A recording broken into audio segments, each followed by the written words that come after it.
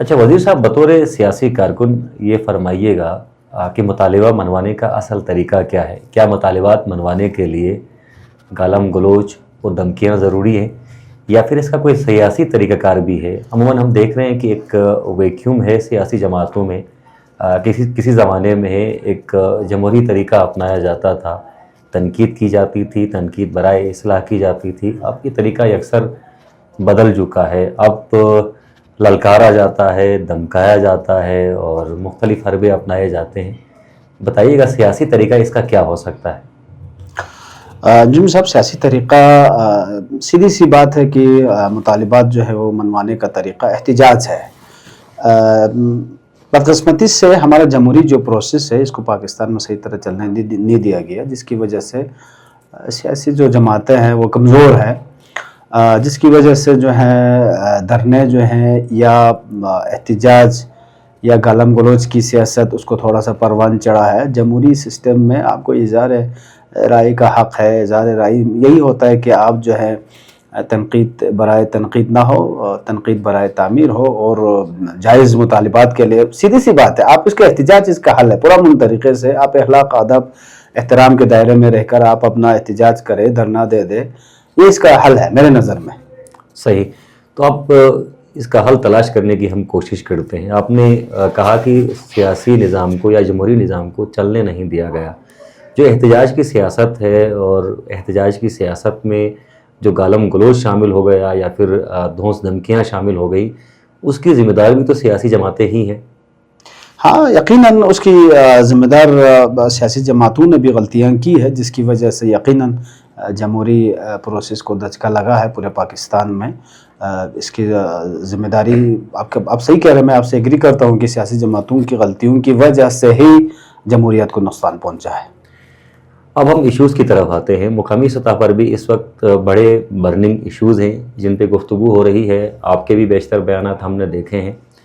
Issues کے حوالے سے معلومات کا بڑا فقدان عموماً رہا ہے۔ کسی بھی ایشو کو سمجھنے سے پہلے ہی اس ایشو کی آدھی بات کو لے کر بڑا شور شرابہ کیا جاتا ہے، اور پھر نتیجہ یہ نکلتا ہے کہ احتجاج ختم کرنا پڑتا ہے، اور پھر بات سمجھنے کے بعد کافی حد تک سیاسی جماعتیں یا پھر جو اسٹیٹ پاورز ہیں وہ پچھتاوے کا شکار بھی ہوتی ہیں۔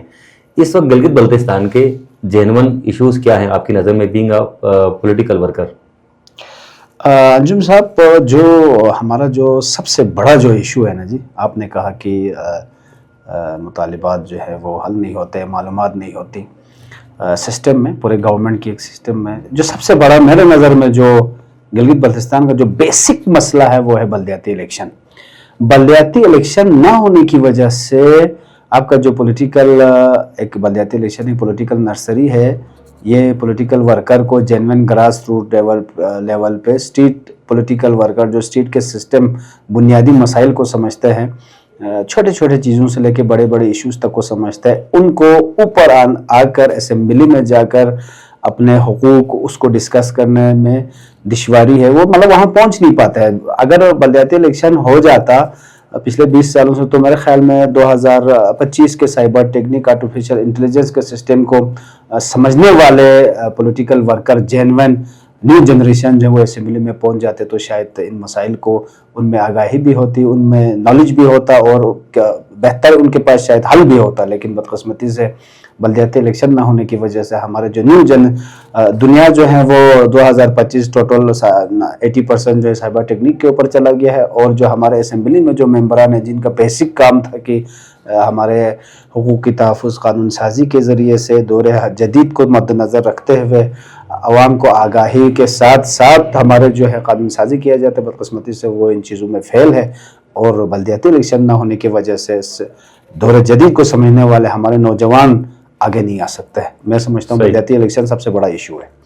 اس وقت جو موجودہ گلگت بلتستان اسمبلی کی بات کی جائے تو نسبتاً نئے چہرے بھی ہیں، جو روایتی سیاستدان ہیں وہ کافی حد تک اننگ سے آؤٹ بھی ہو چکے ہیں، نئے چہرے ہیں۔ آپ نے جس طرح کہا کہ موجودہ اسمبلی کے مینڈیٹ میں بھی بہت ساری چیزیں ہیں، جو اس وقت موجودہ اسمبلی ہے جس میں نئے چہرے بھی ہیں نسبتاً، اس کی پرفارمنس کو پولیٹیکل پرفارمنس کو کیسے دیکھتے ہیں آپ؟ نہیں، میں یہاں پہ نئے چہرے نہیں ہیں. نئے چہرے میں صرف اس میں ہمارا خلاف ہی صحیح، ذاتی اختلافات اپنی جگہ پہ. کاظم میثم کو آپ کہہ سکتے ہیں کہ نیا چہرہ ہے، ورکر ہے، تنظیم میں رہا مشتاق صاحب نئے ہیں، میں آپ کو بتا رہا حاجی ہوں، حمید صاحب نئے ہیں. میں لیٹ می فنش انجم صاحب، میں آپ کو اس کو بتا رہا ہوں. مثال کے طور پہ ہمارا روندو کا راجہ ناصر صاحب ہے، وہ بھی نئے ہیں، لیکن آپ جس طریقے سے جس نیریٹو پہ وہ آئے ہیں آپ اس کو دیکھ لیں نا. وہ پولیٹیکل پروسیس ایک اسٹریٹ پولیٹیکل ورکر کے حساب سے نہیں ہے، وہ علاقے کے راجہ کے حساب سے ہے. اٹ مینس کہ وہ پھر وہی پرانا نظام کے تھرو اس نیریٹو کے مطابق ہے. اگر وہ سسٹم کو سمجھ، مثال کہہ رہا ہوں میں، سسٹم کو سمجھ کے آتا، اپنے ورک کر کے عوام میں بیٹھ کر عوام کے جو ہے مختلف احتجاج، دھرنے، چھوٹے چھوٹے ایشوز، بجلی سے، پانی سے لے کر بڑے بڑے ایشوز تک، آپ کے قانون سازی، معدنیات سے لے کے تمام چیزوں کو سمجھنے والے لوگ آ جاتے ہیں. لیکن بدقسمتی سے بندہ نیا ہے، نیریٹو وہی پرانا ہے، بیکاز آف وہ راجہ ہونے کی وجہ سے آسانی سے اسمبلی میں پہنچ چکا ہے. محنت کر کے نیو جنریشن اس حساب سے وہ اسمبلی میں نہیں گیا ہے. یہ انڈرسٹوڈ بات ہے. نہیں، نیو جنریشن نے کوششیں بھی کی ہیں. نیو جنریشن باقاعدہ انتخابی سیاست کا حصہ بھی بنتی ہے، لیکن پھر عوام کب سمجھے گی؟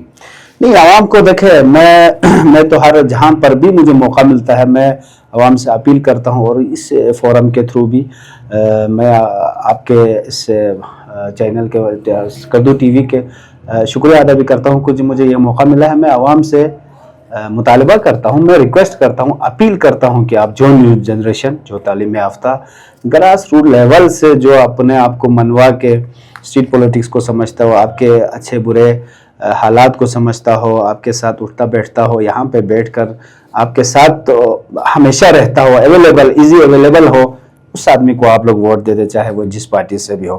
اگر ایک دفعہ ہمارے جو بلتستان کے عوام، گلگت بلتستان کے عوام، خاص طور سکردو کے عوام، خاص طور سکردو حلقہ 1، یہ ایک شہری علاقہ ہے، یہاں کے اثرات ہوتے ہیں، اس کے اثرات دوسرے ہمارے خلقوں پر بھی پڑتے ہیں. میں ان سے ریکویسٹ کرتا ہوں، اپیل کرتا ہوں، ہمارے جو نوجوانان ہیں، میں ان سے ریکویسٹ کرتا ہوں کہ آپ جو ہے نا یہ وفاقی نیریٹو پہ نہ جائیں. یہ بڑا ہے، یہ اس کا بیٹا ہے، یہ اس کا بیٹا ہے، یہ پیسے والا ہے، اس پہ نہ جائیں. آپ صرف یہ دیکھیں کہ وہ بندہ آپ کے لیے اسمبلی میں جا کے آپ کی حقوق کی تحفظ کر سکتا ہے یا نہیں، بکنے والا ہے یا نہیں. آپ صرف ٹیلنٹ کو دیکھیں، یہ نہ دیکھیں کہ وہ آپ کے گھر میں فاتحہ کے لیے آتا ہے، آپ کی شادی میں آتا ہے، آپ کے اچھے برے وقت میں آتا ہے. اس سے واسطہ نہیں ہے، صرف آپ کے مسائل حل کرتا ہے یا نہیں کرتا ہے. یہاں پہ بجلی نہیں ہے، وہ بجلی کی لوڈ شیڈنگ کو اپنا درد سمجھتے ہیں یا نہیں سمجھتے. انجم بھائی، بجلی کا میں بار بار اس لیے کہتا ہوں، دیکھیں یہ اگین اسی بات پہ آتے ہیں ہم.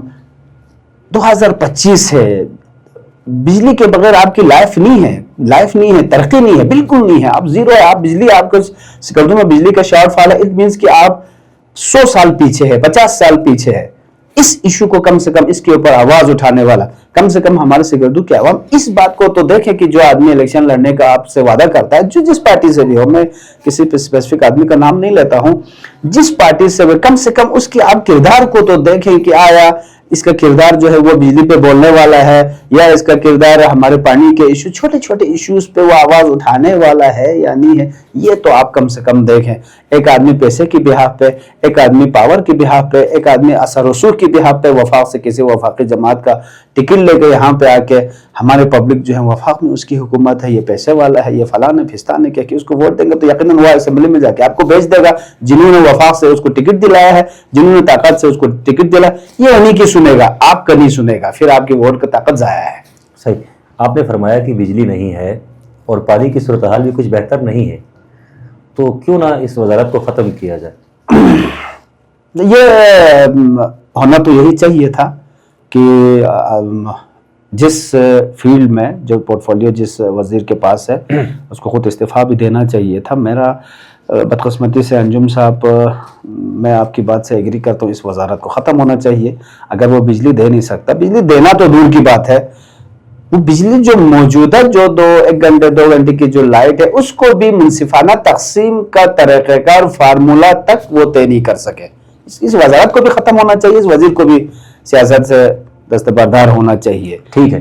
اسی سے ملتا جلتا اور اسی تناظر میں ایک سوال ہے کہ پرائم منسٹر کے دورہ گلگت کے موقع پر 100 میگا واٹ شمسی توانائی کے منصوبے کا اعلان کیا گیا، لیکن تاحال امپلیمنٹیشن پروسیس کافی سلو ہے، اور اس کی بنیادی وجہ یہ ہے کہ لوگ زمین دینے کو تیار نہیں ہے. تو دوسری طرف پبلک اویئرنیس کی بھی ہم بات کرتے ہیں، چونکہ بہت سارے توانائی کے پروجیکٹس پر اس وقت کام جاری ہے، ہاتھوں پر کام ہو رہا ہے.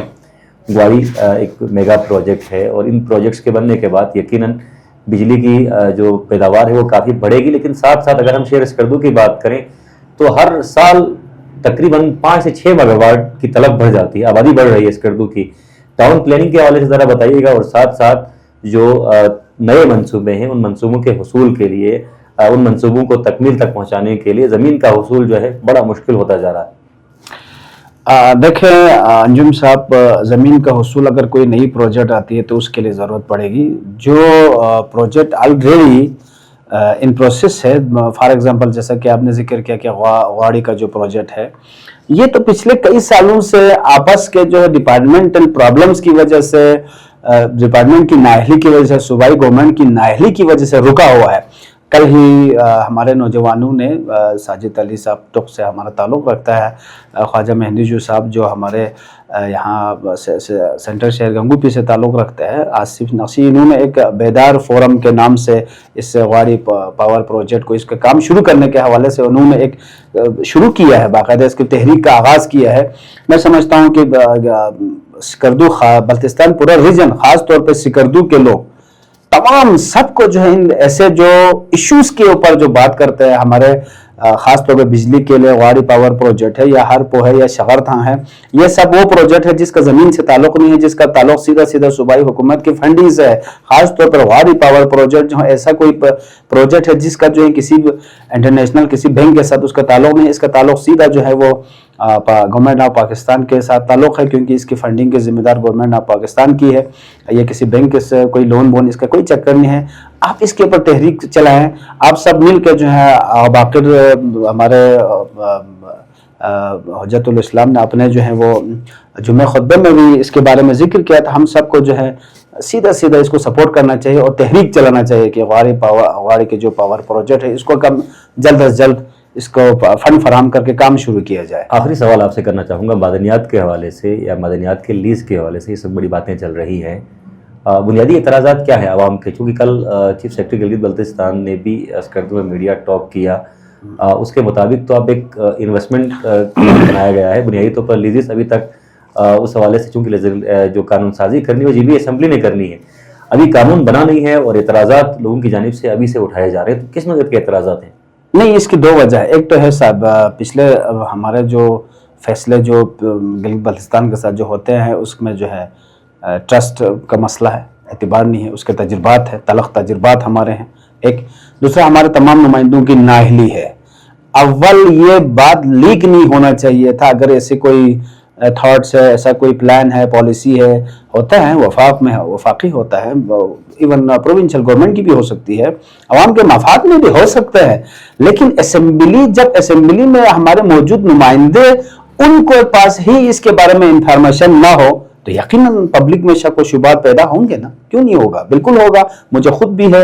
اگر اسمبلی کے نمائندے ہمارے حل ہوتے تو ان کو اسمبلی میں ڈیبیٹ ہونا چاہیے تھا. پھر ان اسمبلی نمائندوں کو اپنے علاقوں میں اس ایشوز کو لے کے آگے پبلک سے مشورہ کر کے جس علاقے میں یہ لیز جاری کیا جاتا ہے یا انویسٹمنٹ آنی ہے یا مائننگ ہونی ہے تو ان علاقوں کے لوگوں سے مشاورات کر کے اصولاً ان علاقے کے لوگوں کے مشاورات سے ایک پالیسی مرتب ہونا چاہیے تھا. بدقسمتی سے اسمبلی عوام کے مشاورات سے قانون سازی کر کے پالیسی بنانے کی بجائے اسمبلی میں وفاق سے قانون بن کے یہ پڑھو کہ اسمبلی ممبر کے پاس آتا ہو اور اسمبلی کا ممبر بھی اس کو پڑھ نہ سکتا ہو، پھر تو عوام میں شک و شبہات پیدا ہوں گے. میں سمجھتا ہوں کہ عوام بالکل جائز ہے. شک و شبہات جب تک عوام کے دور نہیں ہوگا، مائننگ کے خلاف ہم عوام کے ساتھ کھڑے ہیں.